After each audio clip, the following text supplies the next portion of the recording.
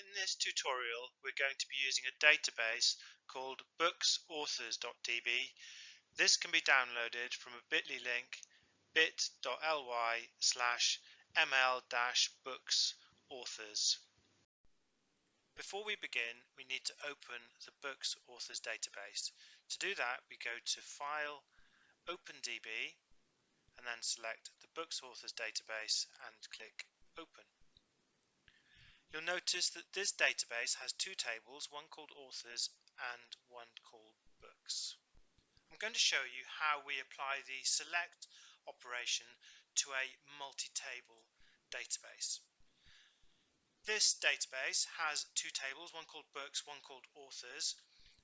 I've selected all the records from Books and all the records from Authors, and you can see at the bottom here there's now a tab. So one here refers to Books. This gives us the contents of the books table, so it has book ID, author ID, title, year published, publisher and genre. And then in the second one, this is the authors table, so it has author ID, the first name and surname, and has the corresponding literary agent. So those are our attributes for both those tables.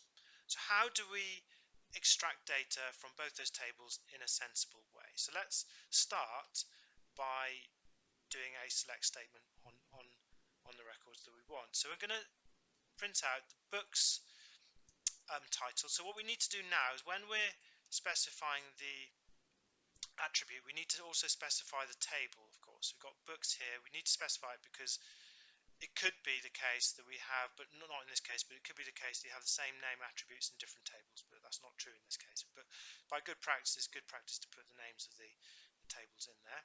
So that's books.title, and we also want to do the authors. From the authors table, we want the surname.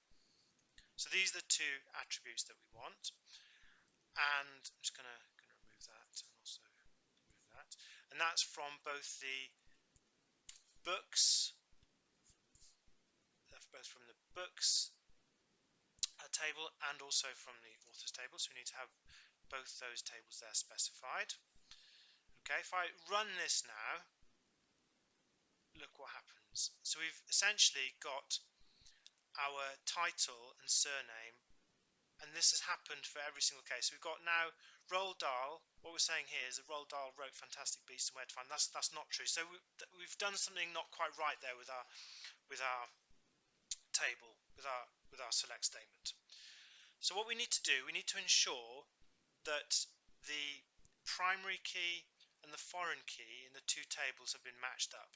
So if we look at our table here, so we've got our books table. So look at the books table and look at the columns in there.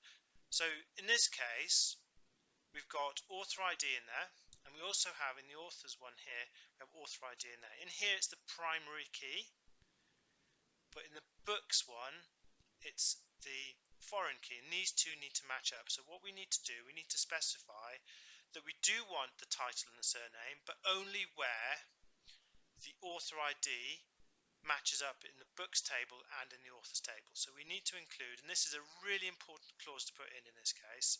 So when we're dealing with multiple tables, this is such an important clause. Authors, we need to specify, so the in author this is the primary key, author ID, so where the primary key is equal to the foreign key in the books table. That's what we're saying here. Books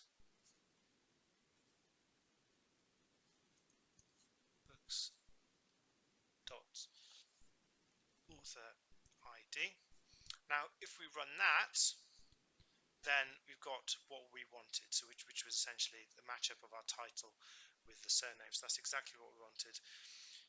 We can obviously add complexity to that. For example, if we just wanted where the genre is fantasy, so we could just do and books.genre equals fantasy, let's say, because at the moment it does every record. Maybe we don't every record, maybe we just want those pertaining to fantasy books. So let's just run here. So there we go, that's just got all the fantasy books. And again, we can apply things like order by, as we can do on a single table. So we'll do that as well. Order by, let's say title, and then we'll we'll do it descending. So that is, we'll put it in reverse alphabetical order from top to bottom. So let's run that, and you can see that THHF. So there we go.